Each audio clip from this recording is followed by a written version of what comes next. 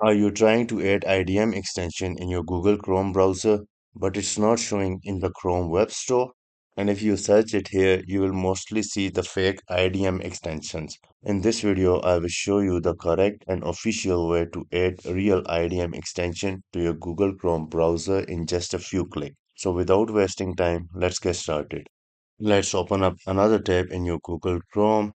In the Google search, please type IDM Integration Module and go to this first link that says www.internetdownloadmanager.com. Now here at official internet download manager page, we got some important instruction. You see here that please note that all the IDM extensions that can be found in Google Store are fake and should not be used.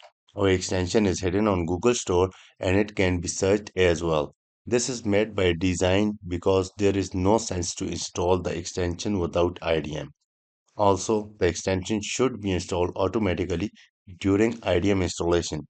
So if you are doing IDM installation, the extension should be installed automatically during the installation.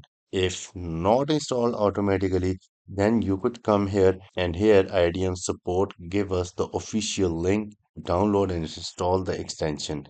Just click over it. Now we find the correct IDM integration module.